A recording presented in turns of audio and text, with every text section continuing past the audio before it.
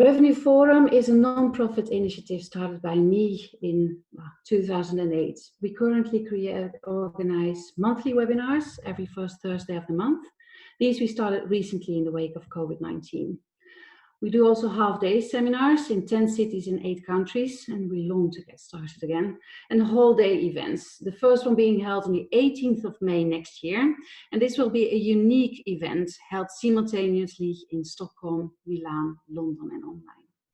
More information on this at the end of the webinar. In this Revenue Forum episode, we will talk about the future of travel. Our expert panel consists of 4 expert speakers and myself, who will all get 5 minutes to talk. We use a Pecha format, and this means that the presentation slides automatically change after 20 seconds. Furthermore, we will be joined by a special guest, and this time we invited Elga Castro from NH Hotels to give her her fantastic insights. We will interview her after our expert panel is finished with their Pecha.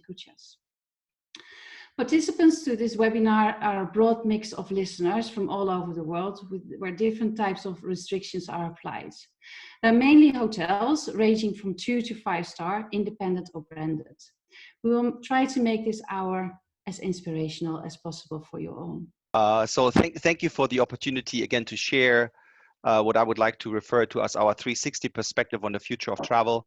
Sabre sits at the heart of the global travel industry, and I hope I'll be able to provide some unique insights about the ongoing impact of COVID on this very important business sector.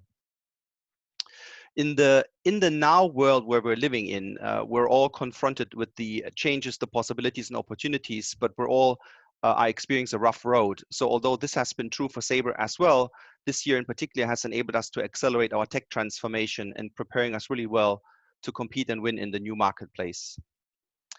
So this is what typically a minute at Sabre looks like, and in context, our partners across the entire travel ecosystem, agency and airlines, etc., continue to feel the impact of the pandemic, and like us, despite of or because of, continue to innovate, adapt, and demonstrate resilience, setting their eyes firmly on the future ability to recover faster.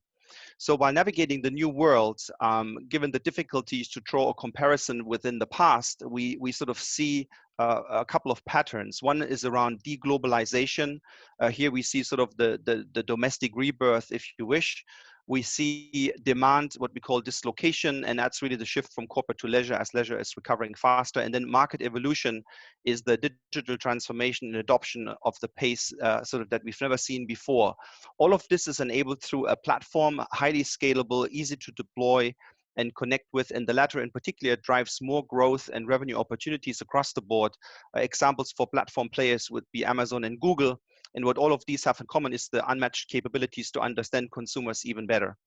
Platforms are open systems. They bring together different customers or user groups into or multi-dimensional marketplaces, and they offer unlimited exchange for joint and complementary innovations, and thus create added value for all concerned. And at Sabre, our focus continues to be on offering solutions that span across the landscape of retailing, distribution, and fulfillment. So this slide highlights the single ecosystem effect of a platform, allowing you to configure products the way consumers want them in a highly integrated and distributable way and fashion. And in addition, the platform supports open APIs or interfaces, giving hotels and chains the greatest flexibility when it comes to servicing, their unique brand and customer needs. Our platform has been chosen by some of the biggest names in the hospitality industry, allowing them to manage with ease and take advantage of reaching customers around the globe. Differentiation has become more important than ever as consumers expect more personalized experiences, really taught and initiated through the retailing industry. And educated, by that retailing industry, consumers want more, and the best part is they're happy paying for it. In a recent study, research indicated that more than 50% of European travelers would be willing to spend more for unbundled hotel extras, and 60% don't mind at all to pay up if they could separately choose their favorite policies like pet allowances or early check-ins, etc. So Sabre's response to that is a holistic, intelligent retailing model, generating incremental income while meeting or exceeding customer expectations, and the opportunities there are virtually unlimited. This set of new capabilities within this Nexus platform enables hoteliers literally to retail anything before, after, with or without the room reservation through personalized, highly customized offers. Our new 10-year Google partnership plays an important role in the core and center of this new product and marketplace vision, in which we expect to deliver a homogeneous, fully integrated 360 sort of traveler experience across agency, airlines, and hotels. And this goes well beyond sort of the cloud implementation and Google's unique AI. So the possibilities really are endless, and the Sabre Travel AI, it's a trademark technology innovation, is used real-time shopping and sophisticated travel-specific business insights to deliver sort of never-seen capabilities for the hospitality industry. And the technology behind it will help travel suppliers deliver highly relevant and personalized offers. So last month, Sabre announced the first outcome of that technology innovation in partnership with Google. It's called the Sabre Smart Retailing Engine. It allows to control and to optimize both the traveler experience and the revenue associated with each in real time. And also it enables, market adaptive pricing with machine learning, allowing to predict and test in real time across all channels. So bringing this technology to market will provide current and future travel supplier a proven solution to create personalized offer bundles. Our commitment to the development of new marketplace for personalized travel will become increasingly important as we seek to understand what motivates travelers post-COVID-19 and to meet and exceed their expectations together with our travel partners.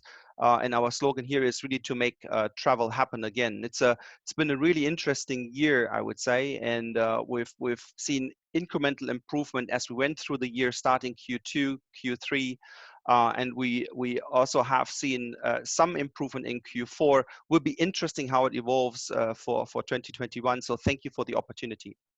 Thank you. So good afternoon. I'm Lotten, General Manager for a non-for-profit association called SBTA. We engage most of the business travel industry in Sweden, and our goal is to be a neutral platform for discussion, development, and old-fashioned networking. We work with a corporate perspective, or a travel buyer perspective, if you wish. So that's the angle I'm providing here today. So what is happening with business travel? And when I'm talking now, I'm not talking future, but the next 3 to 5 years. Almost all travel managers I speak to talk about lower travel budgets and tighter travel policies. There's talk about 30% of pre-COVID volumes staying virtual. And this is a natural consequence of what's happened in the last year, and I expect it doesn't come as a surprise to anyone. I imagine you're all preparing for a tough few years ahead. Travel managers also talk about changing travel patterns. There'll be fewer, if any, day trips. And when you travel, you're asked to stay longer, to schedule more meetings and make more out of each trip. This is not just in order to be cost efficient, but also to reduce exposure to risk. And the definition of risk has been expanded and changed once again. From having been about accidents and thefts, natural disaster, and lately terrorism, we can now add pandemics and diseases. Sustainability, which of course includes risk, is becoming increasingly important. COVID-19 has not changed that. On the contrary, it has accelerated it. For hotels, I believe the ability to provide accurate reporting on CO2 emissions, on social responsibility, health-related issues, etc., will be key to winning big accounts. My impression is, and this is probably nothing new to you, is that also the traveler sees the matter of sustainability in a different light today compared to, let's say, 5 years ago. So hoteliers might see fewer guests staying for longer periods at a time. The average length of stay in a business hotel, of course, differs from region to region, but we do expect a general increase over the next few years. You need to think about what impact that will have on your business, your revenues, sales, and maybe your customer offer. Another trend we've all seen taking off is the technology development. I mean, a year ago, this Zoom webinar would have been unthinkable to me. The development is not likely to stop. On the contrary, it's now got traction.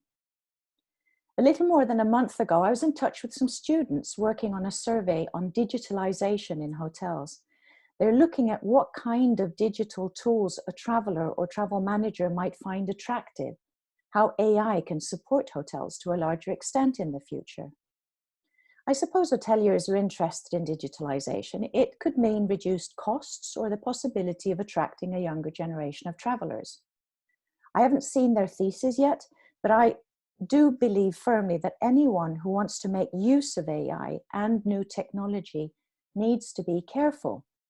Technology should only be brought in if it enhances the experience. Be careful to use it as a pure replacement until you're absolutely certain that the new experience is at least as good as the previous one. There will also most probably be an increased demand in meetings technology. This is an area where hotels absolutely need to keep up. I personally don't expect to be invited to any meetings in the future where I won't have a choice to either attend in person or virtual. So hybrid meetings and the technology required to hold these will be asked for. And you'll be expected to understand and support your customers with this. New technology and new competences will be needed in many hotels. Now, the hotel industry has never been synonym with major change, and I don't think it will be now either. I'm saying that because what I want, is what we've always wanted from a hotel stay. A bit of luxury, we want to feel safe, looked after, pampered, served. And this applies both to leisure and business travel. The change that does occur, though, primarily happens behind the scenes, not noticeable to the guest. And this is where I believe that the need for change in the future will be the biggest. So that's it from me, folks, and I look forward to the panel and your questions and discussing with my panel colleagues later on. I'm still amazed by all the words Frank managed to say on each slide. 20 seconds, bravo. So yeah, Egencia, as you know, is the corporate branch of the Expedia Group, and the data shown here is related to corporate travel, and it's important to follow and understand how key lodging metrics changes to be able to adapt your rate and inventory management. One interesting fact here is how lodging types booked vary across Europe, with more demands on apart hotels and similar outside the Nordics than within. As you can see in the bottom right corner, booking windows for each supplier metric is still very short. This is due to current uncertainties, but also reflects travelers knowing more flexible options are available. Cities being visited the most are powered by mainly domestic flights in Norway, France, and Sweden. Besides domestic business, we see recovery also happening between borders.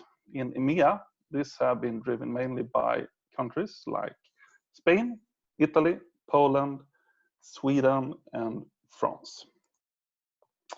So, what are the corporate clients' top 3 requests?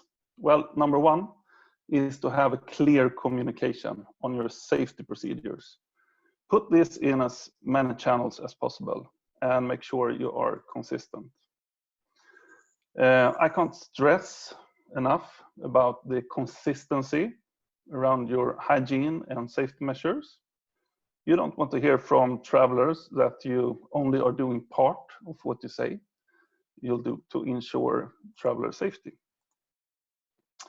With so many decisions happening with short notice, the corporate traveler are aware more than ever on cancellation policies and what flexibility really means. Adding more options, I believe, will help you get more business. Just a few more signs of recovery. So while domestic travel is picking up, companies need access to government restrictions to manage business travel with confidence. That's very clear. Travel managers are making policy changes to their travel programs. Let's see if next slide comes up. Yeah. So more than 50% already did change just that in EMEA, and expect more from this. So it's important for you to stay updated on what those changes are. especially for your account management teams. It will take some time, for sure, for business travel to return to what it used to be again. The typical corporate traveler should also be willing to get back on the road again. It's not just a matter of if it's possible or not. So what will the future of corporate travel look like? Well, this is the million-dollar question. We don't know, so we can only guess. A lot of things changes in a decade. 10 years ago, we couldn't use Fitbit, we couldn't use Alexa, Siri, or Apple Watch the way we do now. And this is, changes within 10 years. We know what travelers think is important from doing surveys. It could be that we should listen more to what other travelers recommend instead of reading reviews. Some reviews could actually be bought. Sustainable travel is becoming more important too, and have been the trend now since long. But what we really see is just like Netflix is recommending you what TV shows to watch next based upon what you already been watching. We believe machine learning like this is here to stay. It's already being adapted. Oh, someone is on the door. It's easy to set up a booking site that is according to your personal preferences, but tomorrow more predictive results, just like Netflix is doing through machine learning, makes more sense also on booking sites, which will reduce friction for travelers through better choices. Doing a lot of surveys gives you a better view of what's going on. We did, and some of the results valued by corporate travelers is presented here. 90% actually enjoys traveling for business, and just an important call out, this was pre-COVID. We take compliance seriously here in the northern part of Europe, with 82% stating that they always book in policy. And this is especially the most diligent countries are France, Germany, and Sweden. Thank you everyone for listening, and looking forward to the panel. Thank you.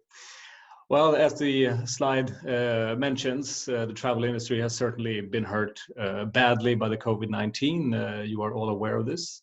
Our traditional business and the business traveler have all but disappeared. So regardless if you were heavy on corporate or transient or meetings, this has been the truth for all of us. So what else is there to do but wait? Well, we could wait, and it would work if 2020 never happened, if things just return. But there are some signs. Overall spending has only decreased by 3 to 16% in the EU, whereas hospitality, we have lost between 60 and 95. So someone is still spending. So the alternative is to change. And by change, I mean just change your view and not just react. Change your customer map and understand their drive, safety, digitability, and accessibility.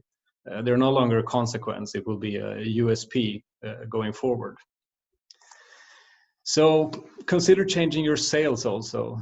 Some industries are thriving, whereas others are in sharp decline. So be proactive. There are commodities that are increasing in sales, things that we used to provide in our own way. Food and beverage for hotels, or really smart e-commerce platforms like Sabre and other multi-providers. So to change is, and to be the first in change is, it takes some guts and it is a risk. We don't know how the future will look, but we can make pretty smart guesses. And we have never had a better opportunity to try new things, because the risk we are taking now will rarely be smaller. And we have some internal factors. Many of my customers are changing from within and realizing that there is an opportunity for a new version of total revenue management. I mean, the buyers of tomorrow will have no problem in spending or indicating so, but they have other preferences. We can charge for other things than just beds. The importance of customer experience has just surpassed pricing and product, according to Goldman Sachs. So you can use that. Most of us here today could sell a traveling experience without having people traveling. So look at the drivers again, digitability, etc. And if you add experience, you can commercialize this. So this one is long overdue, in my opinion. Business-to-business travelers of tomorrow will they will not accept no longer the gears that we used to have with so many contact points within hotels. They will have one person or function to contact, and they should be able to expect that. I don't see a need for a price war going forward. 40 to 56% of B2B buyers expect OPEX to increase in 2021, including travel. Hence the statement that relevance and experience will drive the business, not necessarily price. And it's time for your sales team, if you still have any, to join the B2B world going forward. Because 70% of the B2B buyers of today are ready to make purchases over $50,000 digitally. And 76% of them are already engaging digitally with their suppliers. So the business travel will return, but it will look differently, and it will return in phases. So look at your specific opportunities. You have the proximity, where you have regional, domestic, and then international. And then you have industry. Normally it's firstly construction, pharma, and then tech and finance, and lastly, healthcare and education. So in closing here, there is nothing wrong with just surviving this horrific year. There is nothing wrong with just making it past this period. And if making it is the goal, then I believe that there are things that you can avoid to make it a bit easier. I mean, for instance, try not to wait and then react. Pricing should not be your driver. Look at what you are pricing instead. And following competitors is not always wrong, but you will mostly be fighting for overflow and leftovers. And avoid hoping for normalcy. Things have changed, and after this, things will look different. Now, perhaps you want to be the first one back and lead this change. Firstly, we're very humble to the fact that everyone is slimmed down and barely has time for basics. But if you are aiming to do more than just survive, we believe that there are some factors that can really help you be that driving force in the industry. So be proactive and assume. No one knows what will happen, but all of you can make pretty smart guesses. Tweak your business to be customer experience driven, and then the price will follow. Try to foresee who will start traveling and where they will go and why. And then look at new markets. Things will look very different, and so will the demand. And figuring this one out is not only fun, it can also be very lucrative. And that was very shortly from me, and with full respect that everyone on this call, on this webinar, have different realities that they live in, and this has affected everyone differently.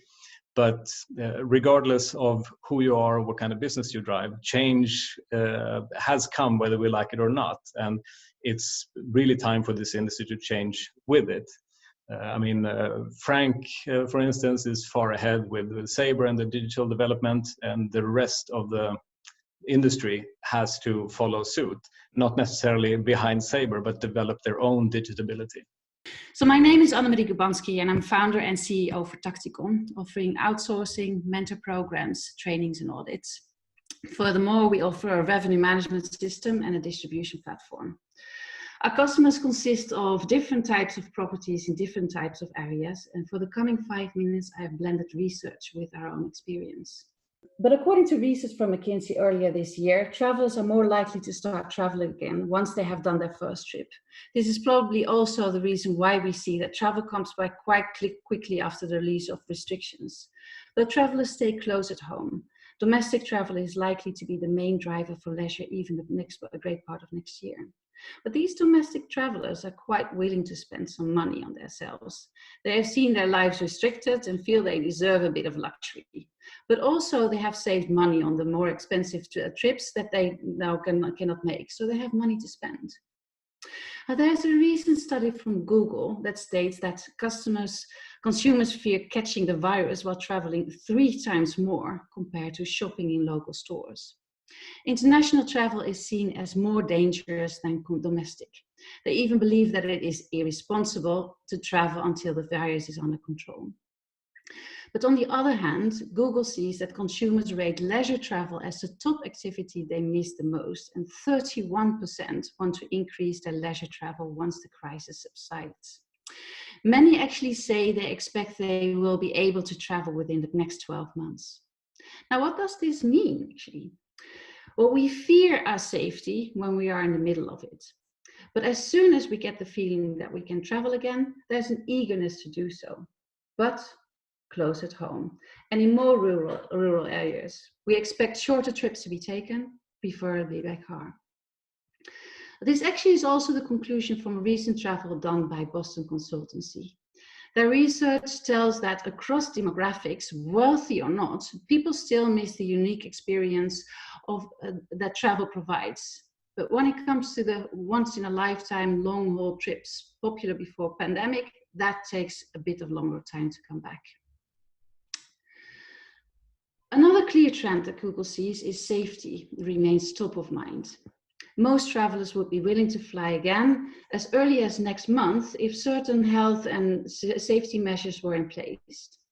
60% of consumers ranked virus safety measures amongst their top of their three considerations when choosing their destination. Though this study relates to the safety for a destination, according to an earlier SDR article, 1 of 5 travelers find cleanliness and information about security on hotels less important.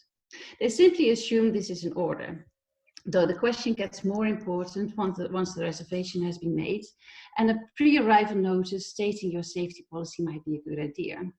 But most importantly, you need to live as you learn. You really need to offer a spotlessly clean product, as this will be a very important factor in your review score. With previous focus on cleaning hotel rooms lying on speed of cleaning, we now need to shift that focus on quality of cleaning. So leisure travel will be a revenue driver where we can expect shorter stays booked with a short booking window. We've seen the same trend in between restricted periods. But what about corporate travel? A year exists of 365 days, and we cannot live from demand only coming from leisure days. Now, Bill Gates recently added himself to a list of people with an opinion about that, and he says that 50% of business travel to go away actually might not be too far away from the truth. Personally, I decreased my business trip from traveling 2 to 3 times a week and replaced these with Zoom meetings, also new to me at that time. Though I also plan to travel again soon. We see that travel restriction is most vital a question for corporate travel, where companies will have restrictions in place to make sure that their employees will be able to make safe trips. And the ones that can be very sure to assure that is the consortia of travel agencies. And we think that they can be an important role in the future as well. So expect domestic travel, so target domestic guests using the channels they would use. Expect leisure travel to start quickly after release of restrictions and have your strategies in order. And apart from mentioning it on your website, use pre-arrival emails to inform your safety rules. Make sure you implement these. Focus on quality of cleaning and not on the speed. And this is actually also the end of my 5 minutes of fame. If you have any questions or anything, you want to know anything about what I mentioned in these 5 minutes, please let me know, send me an email. Also, if you want to know anything more about Taktikon. Hope you enjoyed it. Maybe let's go over to our next speaker, who is our special guest, Elga Castro. Hello, everyone. Hello, hello, hello. So nice of you to join us, and so happy that Thank you so much for the opportunity. Okay. Well, actually, we met during a seminar in Milan. You were just like a speaker on one of the panels that I moderated, and I was really impressed with your knowledge, and also during our pre-meetings. Currently, you are the Senior Director of Revenue at NH Hotels, right? If I may, Katarina, you can move to the next slide if you want to. Yes, so that'd be me, the Senior Director, as tough as it may sound, for the business unit of Southern Europe, actually, in the NH Hotel Group. which boasts over 400 properties globally. So I am responsible for around 190 of those properties located around Spain, Italy mostly, France, as well as Portugal, and the US, even though that has very little to do with Southern Europe, which we should be reopening hopefully right after the pandemic. Okay, so COVID has without any doubt the largest impact on the hospitality industry, and it triggered the longest and most uncertain recovery for years ahead. So what learnings do you take from your first weeks of COVID, and what were NH main reactions, and how are they going to react short and mid-term, you think? Mm-hmm.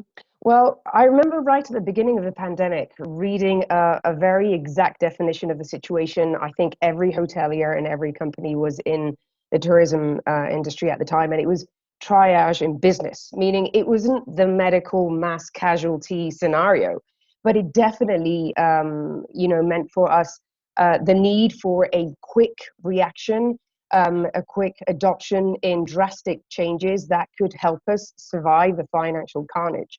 So we had several learnings out of that situation, not only at the beginning of the pandemic, but also throughout the different phases of what we lived after the first wave, and now obviously into the second lockdown around the globe. So first and foremost, it was the vulnerability of the industry as a whole. It was, quite disheartening to live through that. But also at the time it required that we moved very fast and that we developed around all strategic areas for the company a recovery plan, a strategic recovery plan that dealt not only with the financial aspects of the business, but also what was needed in the operational arena, as well as the sales and marketing areas to deliver a plan that was joint together, and it helped enable the short-term and mid and long-term sustainability of the company. So this was put into place not only to immediately tackle the first lockdown of the hotels, where we put some of our properties as hospitalized hotels for the different governments around Europe mostly, as well as in Latin America in a different stage. But it also helped us put things into order to know how to react in the post first wave of the pandemic. So we learned that we needed to be very fast in adapting this new plan. And when it comes to sales and marketing, together with revenue management, that meant a quick product adaptation. It's something that Lotten mentioned earlier, and it required that we were very flexible, for instance, in what booking and cancellation requirements our customers were looking for. It required that we learned very fast what were the customers looking for and asking from the business of hospitality. So not only in terms of booking requirements, but also in terms of convenience of product and location, and also what were the needs we needed to fulfill for them and for their constant travel changes, because we had limitations, we had curfews, all this sort of obstacles we needed to overcome every now and then. Another learning was the quick prompt to action in that safety message we needed to deliver to our customers by adapting over 600 different protocols in our property globally. And all of this gave us the step forward to, in a certain way, lead the market so we could remain ahead of the competition. It provided us with a decisive and cut clear plan, where we were even bold at a stage to open right about 65% of our total portfolio, when still a large number of our competitors were planning to reopen in a latter stage. So this gave us the opportunity to ensure we had a higher market share penetration.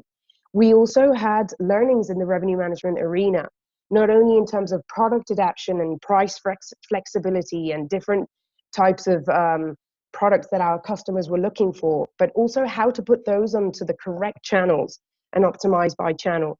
And also, what were we to do with all the data, the different data points, and that veered so much off what we had known from the past. All the historical data we could pretty much wrap up and keep in a box or in a file until, pretty much 2024.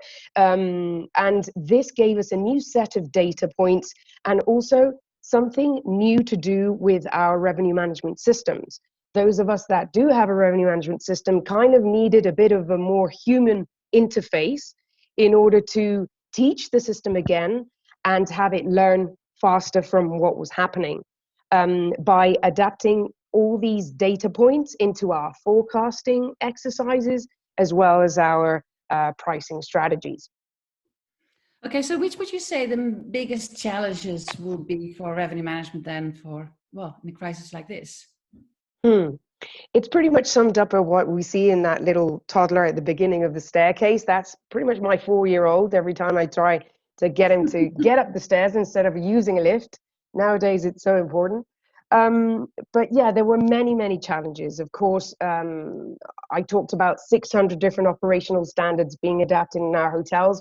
Well, I can't speak of how many revenue management procedures we had to adapt, but definitely we had a lot of challenges ahead. And they're still ongoing, because that adaptation I spoke about before requires that we have profiles that can adapt faster than ever before to what our demand is requesting. So all those behavioral changes need a response from hoteliers. And this is what we are trying to reflect in our pricing strategy and product strategy per se. It also required, during the initial stages of the pandemics and mostly the reopening, a shift in the strategy from which, particularly in NH, we shifted from a qualitative RevPAR strategy focused on price increase to a more open and volume-driven strategy. It is well known, and there are many currents out there claiming that pricing is, should not, we should not kick into any different price wars.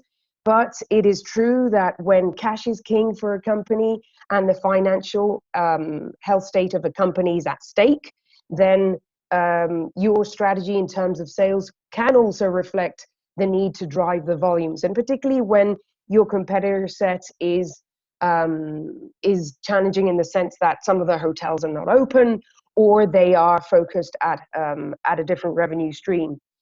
So adaptation, as I said, tighter communication also between the different departments, because revenue management is not just a separate silo. It requires of a very straightforward communication with the entire sales organization, revisiting as well communication with marketing, and reacting with tailor-made responses per segment, per customer, pretty much individualized, through enhanced channel management. And also, as I said before, keeping in mind that like any other organization, we need to tweak our tools, but with lesser people.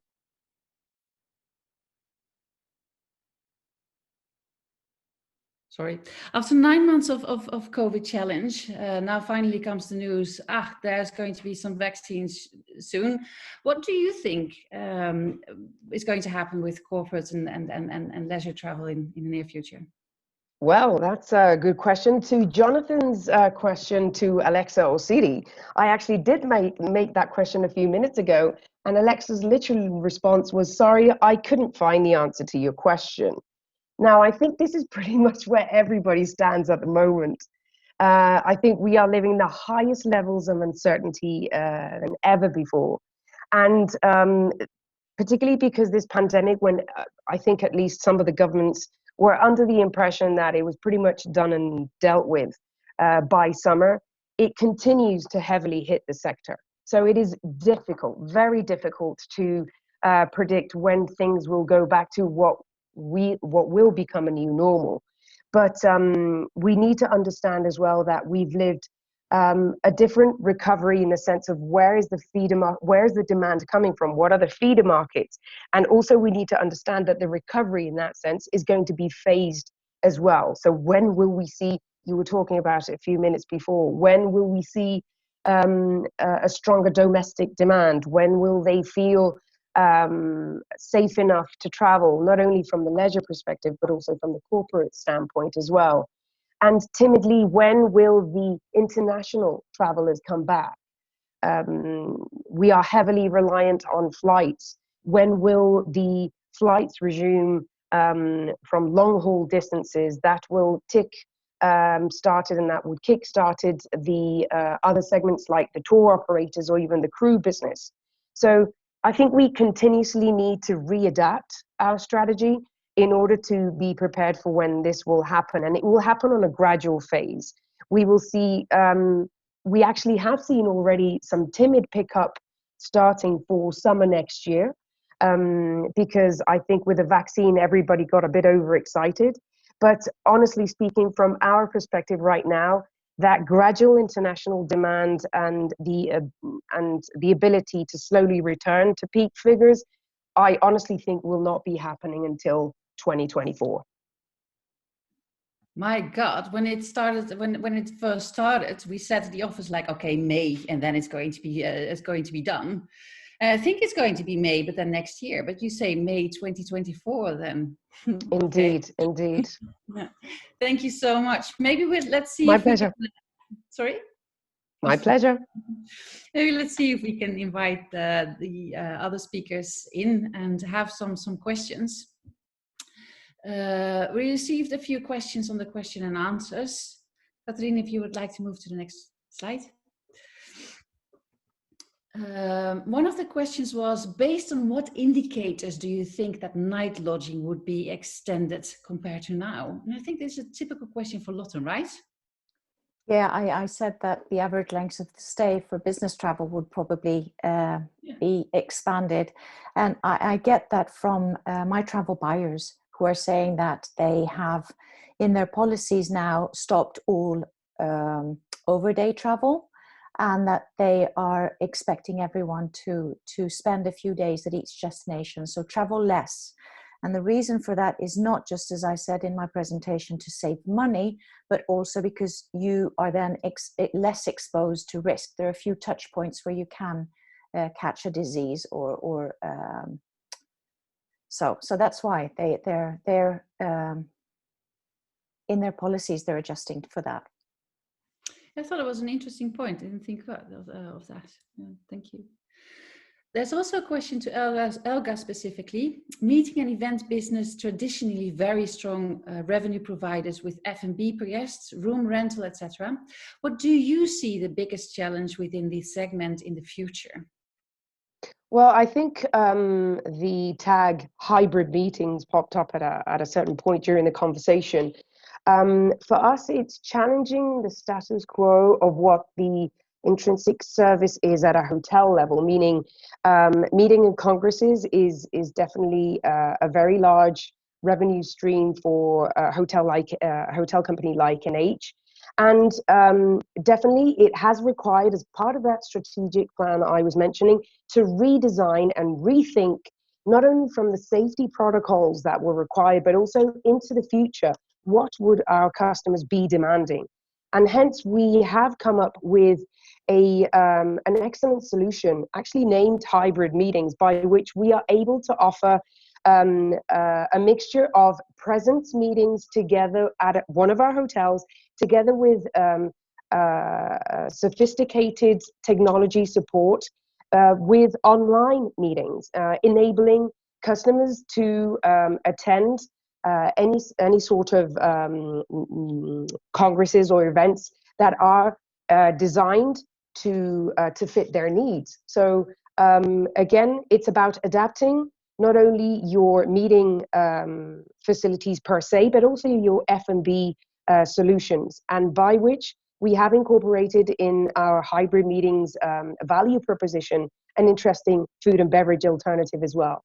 So it's about reinventing ourselves and somehow embracing the change that is literally shoved down our throats. But in this sense, I think we do have to learn fast and adapt quickly into what is coming. Yeah, you know, the question that I often get from after revenue forums is participants saying like, well, you always say that we need to invest. I mean, it's because I invite providers to come and talk about their view of a subject. And this thing with investing, it is quite difficult to do that, especially in times like this when you're spending money. Now, if I may ask, maybe like a tech provider such as Frank, what do you think? If somebody, if a hotel would have to invest in something to get ready for the near future, what do you think it is?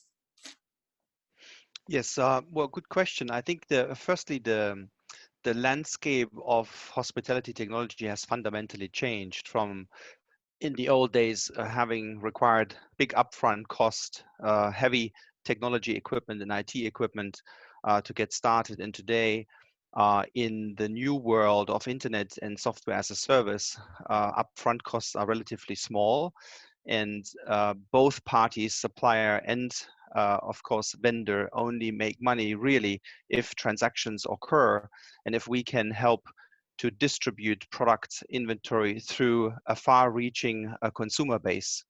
And I think that's what the landscape currently looks like, and we're transitioning still because the market has been fragmented. We have taken our inspiration from the retailing industry. When you think about 20, 30 years ago in the retailing landscape, internet was not as widely available, and of course revenues were much limited. Today, when you think about marketplace and platform, and when you think about Amazon and Google, how they have grown over the last 5 to 10 years, how they have taken advantage of new distribution channels. In a similar context, we encourage hoteliers to think about not only to think about themselves as accommodation provider, but they should think about themselves as retailers and utilize the technology and the distribution and the platform capabilities to reach customers in marketplaces that they have not been able to tap into, especially in the COVID scenario, where maybe for a period of time your corporate travel is reduced, but then you have opportunities in the leisure space or in some other destinations now to gain and have access to markets that you didn't have. Similarly, from a communication perspective, some of my fellow panelists have talked about, risk mitigation, have talked about the importance of being informed on travel, as it is so difficult to travel these days. And that's where, from an agency perspective, we take technology, we have access to government-related data, and we can give incredible advice to travelers and help them to be more safe and secure when they make travel choices. So in that context, the landscape of technology adoption and application has changed, and it's really no upfront investment. It's really like a service in the cloud that you utilize, and as you utilize, you pay for the services. So it has become much easier. But then Lotte, you talked a lot about technology in your speech, but I think it's more like the technology directed towards meetings and corporates, or exactly. Yeah, I think that's where I was making most of the point, and then talking about the AI and use of customer-facing technology as well.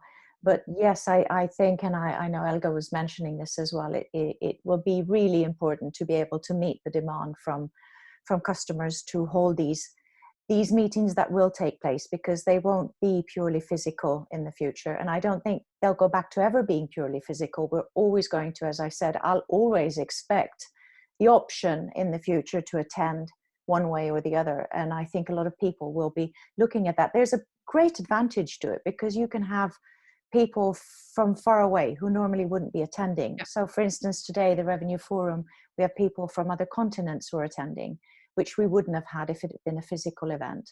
So there are benefits, but I think the hotels will need to provide this, because I can't see the corporates going and buying this equipment and doing it in-house. They'll still want to move away from the office, meet up somewhere else in an external environment, and then connect in different ways.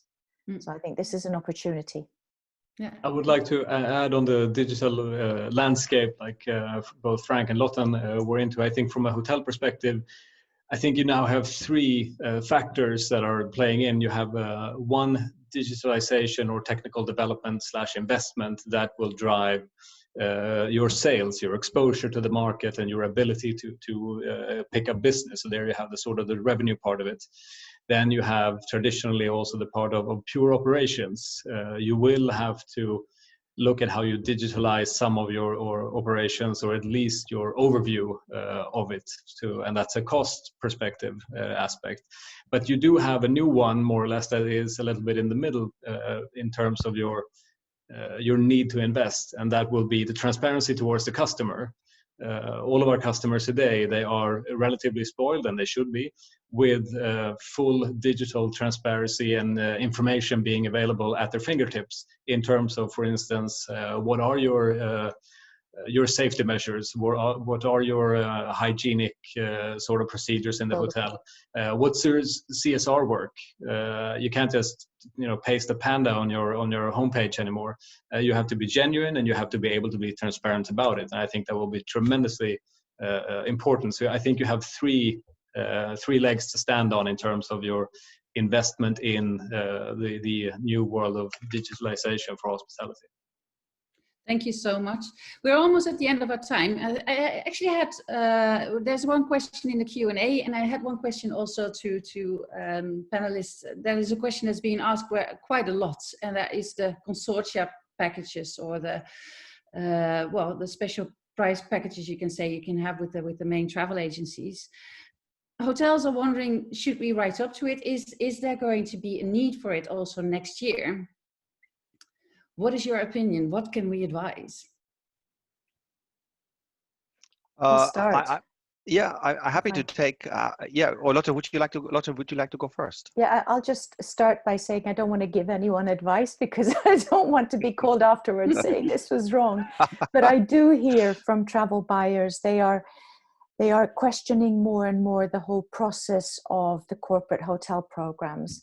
So negotiating the RFPs and putting out the RFPs is time consuming, it's costly, and they're beginning to wonder whether this is what they should be doing as corporates, and if there are other ways of doing it. So I think in the near future, we're going to see people finding other ways of building their hotel programs. And I suppose that a consortia program, or then signing up for a consortia program, is going to give you visibility towards those customers. That's my thought. But I do know that they are questioning the whole RFP process. Yeah, so I would like to offer a slightly more upbeat perspective on the future of travel and hospitality, and I take that from historical behavior of the marketplace in hospitality and in travel, which has historically been incredibly resilient. If you think about SARS, if you think about 9/11, if you think about the financial crisis, pent-up demand has immediately returned as soon as the issue was resolved. And we now have heard yesterday that vaccines will be approved in the UK, maybe even be available next week for vaccination. We have seen follow-up messages for Australia, for example. And psychologically, this will be a big difference. We also have seen travel corridors being established where governments are trying to remove constraints on travel, and I do believe that we will see a significant improvement in the second half of next year. That mirrors, by the way, the behavior of our customers as well, who are investing into media buys, who are investing into consortia programs. And to Lotten's perspective of the difficulties from an RFP perspective, technology is here today, and there are programs that help hotels to facilitate these RFPs in a much more simpler and a more effective way and fashion. And the investments are great, because you can reach a much broader audience at a much lower price point than if you would individually contract. And it's about partnership. It's really about partnering with the subject matter experts and consult as to how to approach the marketplaces in the various channels. So as I said, over the last years, pent-up demand has been immediately returned after crises have been resolved. I'm optimistic about the measures that governments have been introduced, and about the vaccination situation. And we at Sabre do expect that corporate travel, we will see an increase of corporate travel specifically happening in the second half of next year. Jonathan, do you see the same at Egencia? I mean, you also have a lot of statistics that you have access to. Yeah, more or less. We know that bringing as much or many options to our travelers actually benefits benefits our partners. So being part of a consortium program and other programs could help, but it is not can't be the winning solution, but it's part of it for sure. Well, then actually the last question, I think, do you think the OTAs will hold as strong of a position in the future, or will this be an opportunity for suppliers to reduce their dependence? That's a good question for me to answer. Well, I wish I had a crystal ball and could see into the future and give you a really great answer on that one. But to be honest, don't know. What we do know, or I know, is that we bring our partners a lot of business and we bring value to our partners, and that's why partners still are working with us. Yeah, I must say, I see a little bit of a change actually, and I don't know if this is a policy or if this is just like something that just is happening right now. But there's a lot less pressure on hotels to deliver like the rate parities, and it's like a lot of less communication with hotels with things that, well, irritates both the two OTAs. Do you think that this is something? Is this a policy? Do you know that, or? I don't know that because it's not part of my scope of work. So I'll say pass on that one. No. Yeah, I mean, in this, yeah, Elga, I know from a hotel perspective, if you allow me just one small comment. I think as I come from the hotel side of the equation, I worked for some of the largest hotel companies before I joined Sabre. And from that perspective as a hotelier, I think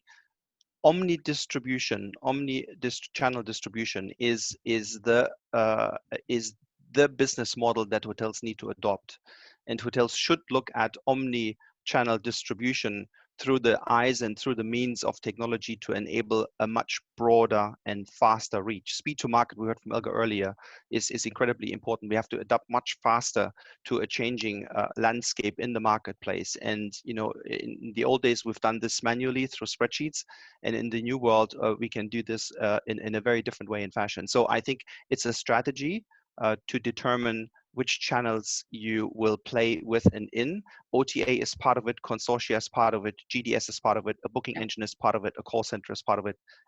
It's all of it. Elga, final word?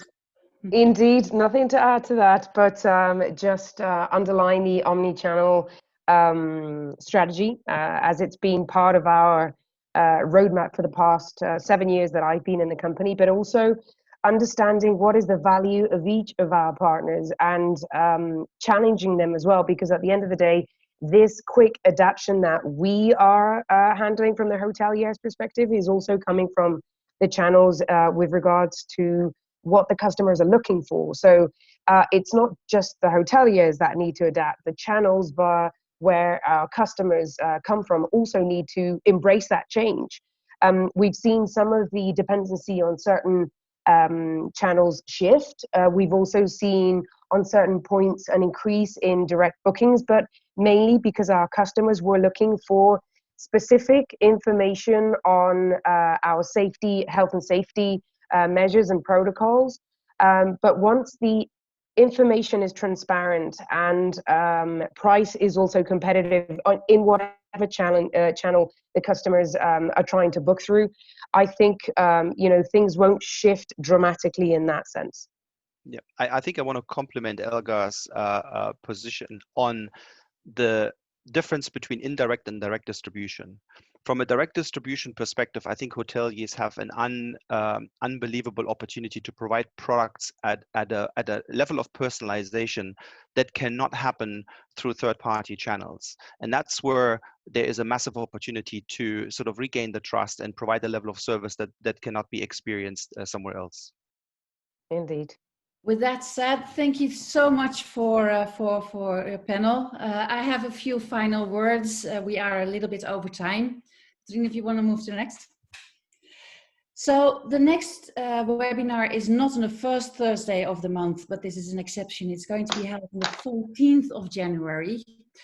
And we're going to talk about, has revenue management changed forever? Which I think we may touch on a little bit right now as well. We have guests from Libratech, OCI, Insight, Ideas, Senden, and our special guest is going to be Aida Munoz from HIP. Now, I said in the beginning, we are recording this webinar and we will sending it to you afterwards as quickly as possible. Also, there's this thing about the revenue management, revenue forum event, which is going to be held next year for the first time on the 18th of May. We just changed the date from the 26th of February, 18th of May, and we believe is a little bit better. This is a whole day event, and it's going to be held simultaneously in Stockholm, London, Milan, as well as online. Leadership from Chaos is the title that we chose there. We are extremely excited about the cooperation with the other great event organizers. And then finally, if you have, if you feel that you want to contact us in any way, these are our contact details. I hope you really enjoyed this a little bit over an hour session. I really loved all your presentations. Thank you so much. Do you have any final words? Merry Stay Christmas. safe, everyone, and Merry Christmas. Thank you for having us. Yeah. Thank you for sharing your insights. Yeah, Stay thank you very safe, much. everybody. Happy holidays. Thank you. Okay.